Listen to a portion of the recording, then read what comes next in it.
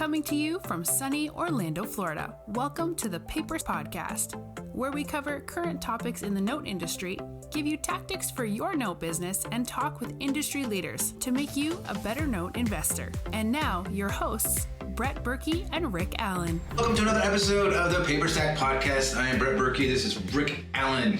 Rick Allen. Rick Allen. It's just Rick Allen. Just Rick. But they used to run my name together in football. Rick Allen. Rick Allen. Rick Allen. That's how you get your Rowland thing, huh? Kinda, yeah. Yeah. So today we're doing something that's pretty cool. Can you add some bass to my voice in the post production, because I feel nasally still. I can try. Yeah. Well, so we'll see. You can start it from right here. And then add it deep in me and see if people notice. I'll give it a shot. I don't know if I can separate my voice from your voice. I want to sound like John Coffey, like the drink, but spelled differently. I don't even know who that is. The Green Mile. Oh, yeah. I remember that movie. Anyways. So what are we talking today? So what we're talking today is a way for you as a note investor or as someone who wants to get into the note space, understands real estate maybe, way for you to create notes to list on Paperstac. So the goal, of course, was things we talk about is it's always about the yield and trying to figure out a way to get back into your numbers. Mm-hmm. And, sometimes you're wondering, how do I create a note? What's the process? Where do I find, what am I looking for? What's a good place to find this stuff? And so, Rick had shown me a strategy he's using, and I find it fascinating because I'm like, wow, it's just, you're not putting out bandit signs, you're not finding things, or you're not doing a new construction. It's a totally different, and it's something that comes to your inbox, kind of like if you're a user. So we're talking real estate. It's real estate. It's going to be a little bit of a real estate based and note-based podcast. So you're kind of going to have everything working together. Right. So you're going to take all the disciplines. I started buying distressed real estate. I started as a wholesaler back in 2005. Right. And I did that for 6 years and got really good at buying discounted properties. And so break down the strategy. We'll give them a high level, and then we'll give them some. So we're going to be doing it, talking like this, but we're also going to be recording what's on Rick's screen, so that you can understand what's on Rick's screen. And yeah. So it kind of all started with, I believe there's a little bit of a market anomaly going on right now that really presents a huge opportunity. Is owner financing something new? No. Have I owner financed houses before this that I had to take back through foreclosure? Absolutely. Are there people out there teaching owner financing, the power of it? Mm-hmm. Shoot, I think Eddie Speed's been teaching it for 15 years. So it's not something that's new. What we're doing is a little bit unique because we're taking advantage of the market. Right now you have this, like I said, like it's an anomaly. It's this market condition where a lot of the cash buyers, a lot of the people who are doing fix and flips are holding their capital back. I'm not seeing as many people do it, and the reason for that is prices are falling a little bit. And people are, I'll hear people say, well, no, prices aren't falling. I'm watching them fall. I'm seeing them fall. When wholesalers are dropping their prices are falling. It's just the way it is. And the reason for that is there's a couple of things. One, it's harder to get lending. Yeah. Right? So, well, not harder to get lending. Or the rates they've tightened a little bit, but the rates are up, so people can't afford as much house. So all of a sudden, that sweet spot of somebody could afford a $500,000 house, well, now they can't afford a $500,000 house. They can only afford a $300,000 house. Correct. But what does that do? Well, it means that the people that were buying and fixing and flipping into that $500,000 house range now are holding their money back a little bit, right? Or people who, had smaller incomes and they could buy a $250,000 house with a $1,200 payment or $1,300 payment. That's just not there. It's not available, right? So those payments are, $1,800 or $1,700, whatever that number is. So what you're having is, I said it earlier, you have wholesalers who are dropping their prices, right? So they're out there doing all this marketing, and believe me, there is no shortage of wholesalers. That is the easiest, lowest barrier of entry way to get into flipping real estate, and I don't hate it. I started there. I started with a company that was a nationwide company that was doing it in 2005 before everybody was a wholesaler. There was a few of them around, but most now they're everywhere. But you have wholesalers that are doing all this marketing, and then they're getting these houses, and they're used to buying houses at one price and selling them, and they're making 25 grand assignment fees. So they're making big fees. And when you have buyers who are throwing money down because it's easy to sell, it's not a problem. Right now you're running into a situation where wholesalers now can't sell their real estate. Mm-hmm. They can contract it, but they can't sell it. Mm-hmm. And so I'm seeing stuff where I'm seeing the same house that's, a $350,000 house get slashed on the price by 50 grand. Yeah. And it's not all one chunk 50 grand slash. It's like, hey, price reduced 15,000. Hey, another big price reduced 15,000. Hey, huge price reduced 20 grand. Right? It's just still happening, and people aren't able to buy it. We're able to come in and capitalize, negotiate a much lower price with them. First off, you can submit an offer. 7 months ago, you weren't submitting offers. You were trying to be first to the table with your deposit check. Now you can submit an offer to them and at least start negotiating and working with them. Pro tip, you'll see most wholesalers say buyer pays all closing costs, right? That's on there. I'll agree to it most of the times because I've been on the other side of the equation, but I'll also say I'm putting a cap on it at $1,100 or $1,500 because it's a cash transaction. It shouldn't cost me more than $300 on my end, so I'll cover $700 to $1,100, $1,200 of your costs because I know you're a wholesaler, you're doing the marketing. I just look at it as a marketing expense because I've gone out and marketed for houses. And for me, it's like, okay, whatever. It's just a marketing expense. It's not a make it or break it deal. And what we're doing is we're buying houses that are very clean, 3-2, newer roof within the past 10 years, new AC within the past 5 years, stuff that I don't have to get in there and mess with. Cosmetic rehab only. Yeah, I'm not doing rehabs. I don't want to I'm not even painting. If I can get out without painting, I want to do that. And then owner financing them to people who can't get loans or who didn't know they could get loans or just not trying to do it and backing into our numbers at, I try to keep it around rent, what the rents for the area is, but I'm requesting big ticket money down. So if a house is worth retail $220, I might sell it for $230 with 30 grand down or with 20 grand down. And there's people lining up to buy them, which is great. And then I back into my interest rate through once I plug in, okay, this is what the loan amount will be. Here's what the payment I'm targeting, and here's the term. And then I'll, run my BII and it'll say, okay, this is a 9.4% interest rate. Right. So a couple things with that. If you're originating it and you're planning on selling it, it's great because you can buy something originated, turn around and resell it, and it's a 9% interest rate loan. The borrower's got, 10 or 15% down on it.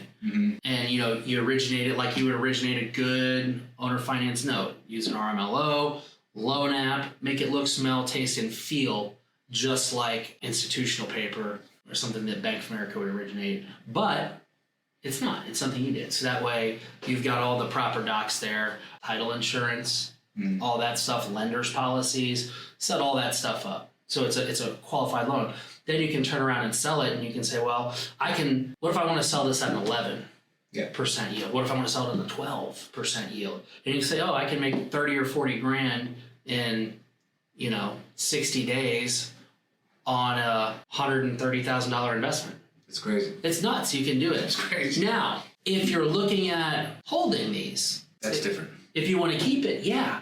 But imagine this. So you're running your calculations and you're figuring out, it's like, okay, I'm originating this. It's a $210,000 loan. It's at 9% or 9.4%. I bought it for $140. Didn't have to do anything to it, but I took in 20 grand. So now my basis, maybe got some $3,000 in origination cost to set everything up. So, 143 minus the 20, now you're into it for 123. Go ahead and plug in the 123 as the present value. Right. Plug in the principal and interest payment and the term and see what it does to your your yield. Like we're talking 18s, 19s. That's crazy. It's really, really, really high. I mean, another thing that we haven't talked about, but could be a really cool option, is the fact of if you're buying it at such a low level, and let's just say 150, right? 150, you're able to sell it for 230 to somebody. You're not doing rehab, so your closing costs, which is say 5,000, whatever is all the stuff you might have to do. So whatever. So what is it? 150. So if you're at 155, you're at 230, whatever. You get 20% down. All that that's that delta right there that you have there. You could probably technically sell. You could take that 20 back, and then you could sell your what you're into it for as a partial with less term, and technically just turn around, get the 20,000, and then do it again, and then keep those for. Sure, absolutely. You could sell a partial on it and start setting up, $50,000 or $60,000. Yeah. Residuals at the end. Definitely. That's pretty cool. But so the thing is too that you want to make sure is that this is. I mean, you guess you could do it nationwide, but ideally when you're doing the real estate, you want to be able to view it. You want to be able to drive to it. So yeah, for this play that we're running, as we started out doing this, it was the anomaly became apparent. It's the area we're local to is Orlando, and I've just been buying in real estate here for almost 20 years. So I'm on. It seems like every wholesaler's list. Like I get properties. I've had properties sent to me ever since I got out. Right. So since I stopped in, when did we stop? 2011 into 2011, 12. I've still been getting stuff. So for the past decade, I've been getting. Everybody will still send me their deals. So I was always able to, want to use that as a pulse on the market. Right. Because yes, you can look at the actives. Yes, you can look at the pendings. Yes, you can look at the solds. You can look at the price drops. But to see what's going on in the wholesale market is a big indicator for me of what's going on out there. That's right. So yeah, you can just start getting those properties in and start backing into your numbers. Again, we're looking for 3-bedroom, 2-bath plus. 150 below.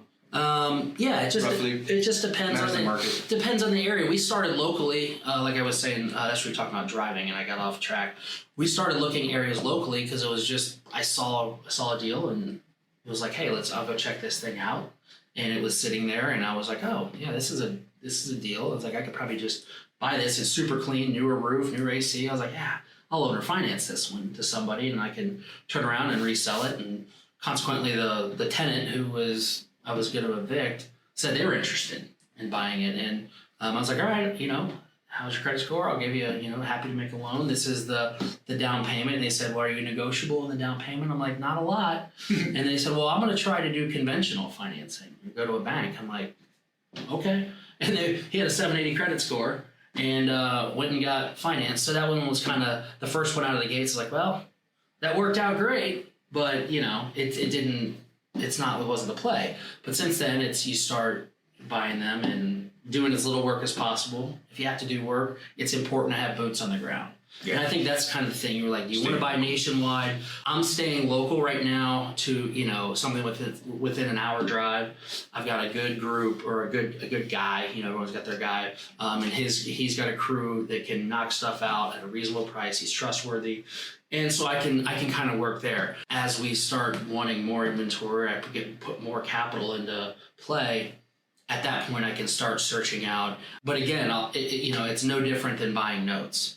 You got to focus on your area. You got to have boots on the ground. You got to build a team. Mm-hmm. So, for us, venturing out is probably going to be something like going over to Tampa, St. Pete, or moving over into Brevard County over on the East Coast, potentially Daytona, and then start looking at other areas like, Palm Bay up to, you can start looking up at Jacksonville maybe, and just areas I'm familiar with. Gainesville is a big one. This is a great play for college towns, especially if you're you got people that could kids that could potentially going there. If you can, that's just if you want to buy it and hold it because. Yeah, I mean, but you'll have the parents that are looking for something for their kids. Yeah. So that's another do that, but I mean, yeah. So there's definitely opportunities there. So we talked about all the house, like the big picture. So Where do they go to do this? What would be the best thing to do? Like, I mean, first get on a number of wholesalers lists. Yeah, wholesalers. So if you're driving around and you see bandit signs, as is house for sale, 180. If you see ARV, that's after repair value. That's a key, that's an indicator. That's a wholesaler. Call them up, ask them what they got. Tell them what you're looking for. Don't have to tell them what you're doing. Just tell them what you're looking for. That's a quick way to do it. Searching Facebook Marketplace. I found a deal in Facebook Marketplace. You can search Craigslist is kind of a dying animal, but you can still, you can maybe pull one out of there. And then there's a website called Investor Lift. Right.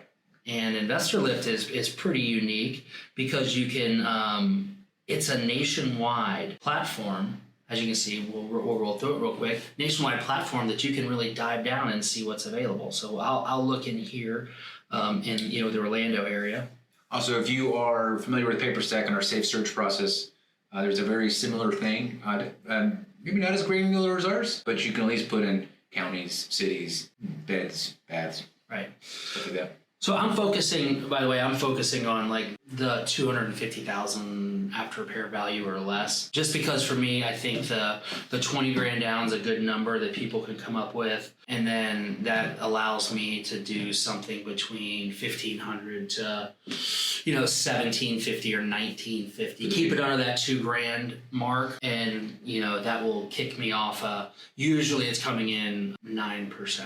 And so if I want to do like a 7.5% or 8%, you can do that. You just got to understand that if investors are looking for an 11% yield, you're going to have to take a bigger discount. Yeah. So let's look at that first one. This one here is 4.2. This is a 4.2. I know this area pretty well. This neighborhood is a little bit rough, but we'll just look at the house. We won't look at the numbers. The house. I looked at this one. Has some flooring issues. Yeah, it seems like it's got some flooring issues. Not terrible. Let's see what else we got here. Okay, stainless steel appliances, kitchen don't look bad. And again, you're like, well, this place is a mess. Well, yeah, it's a mess, but you got to understand that somebody who's getting a chance at home ownership that never would have that opportunity, they'll take on a little bit of an issue, right? No, and I imagine these people wouldn't be there anymore. So I feel like they would take their stuff. Right. So this one. Pressure wash the outside. Yeah, the house not terrible. The area, we'll see. They usually give you some information here. This is kind of a particular area. This is good. It's got a 10-year-old roof, 6-year-old AC that falls within the parameters. AC is kind of on the edge there. Kitchen was updated 5 years ago, so not terrible. So this one's it's not bad. It's just it's on that upper end of this area. Is rents are. It's a 4.2. So you might be able to rent it out to a Section 8, owner finance it to an investor who's maybe only got 30 grand to play with, and they would be able to cover their nut and everything with Section 8. And Section 8 is really big down here for a 4.2. In this area, you're probably getting close to 2,200. Really well. Yeah, 2,000, something like that. So another tip, though, if you're watching this, when you're clicking on these houses, a lot of times what the wholesaler will do is they have their own internal lists too. So it's good to click on the house, then click on the person. Yeah. Just get on the phone, call them up, talk to them, say, hey, look, this is exactly what my buy box is. When you have it, send it to me. Because what they're going to do first is it costs money for them to use the system, of course. And so what they want to do is they want to send it to the private list first. And that's like their hot list. That's their buyers list. So you want to be on all the different buyers lists. Mm-hmm. And then just that way, what's here is kind of not second picking, but it's a lot of times they have an internal list they'll send to you first because they have to upload it here and blah, blah, blah. Yeah. So let's see if we can find another one to kind of look at that would kind of fall into the... I looked at this one right here. This one's pretty nice. Okay. It's, it's a 3.1, not the 3.2 we're looking for, but let me look real quick and see what we got here. That's that one with the crack. Yeah. Oh, yeah, this one's got cracks in the floor. That's got settlement. Settlement's an issue down here. We'll look at this one. So this definitely works. You got 225, 80,000. The house cute. Roof looks like it's end of life. I don't know if they say anything about it. They don't. There's pictures coming soon, so I guess nothing really to... It was in a decent neighborhood. The neighborhood's decent. A little pride of ownership here, so you gotta think that the house isn't that bad. So, that's kind of it. That's the way we've been working, the stuff we've been looking at. Really, it's all about getting in there, finding a house that's going to kind of work for you with the numbers and being able to back it out of there. Yeah, you just need patience, that's all. Because they're not there, I mean, they'll come, but it's a very specific type of thing you're looking for. Yeah, I mean, and you can go back and you can look at, you can change this up and let's go look what's another big area, I don't know, Ohio. Let's go look at Ohio and see what Ohio looks like. The Columbus area. So there's houses kind of really all over the place. Oh, that's good for 110. Yeah, Whitehall, I did a house there. Yeah, so definitely it really works in the Midwest quite well. Taxes are a little bit higher, but you can the price points are a little cheaper also. So I guess that's it. I mean, yeah. Pretty much sums it up. We're going to kind of make this into something that you can kind of digest a little bit better. I'll put some links in the description. But again, this is a unique strategy that Rick's come up with, or Rick's using, I'm sorry, it hasn't come up with. But of course, it's something we wanted to share with our user base. You get these notes, you get them under contract, you get them seller finance, and you can hold them for a little bit if you want to season them. Then you can turn around and put it on Paperstac, list it at the yield now, which is a feature. You just put in the yield you want to list it at, we'll adjust the pricing for you. And done. And flip your money, go back and do it again. So it's pretty much a gist. But if you have your own questions or topics you want us to cover, of course, the thing to do, leave us a comment. And we look forward to seeing you on the next episode. Yep. Yeah, so that's it. Take care. See ya.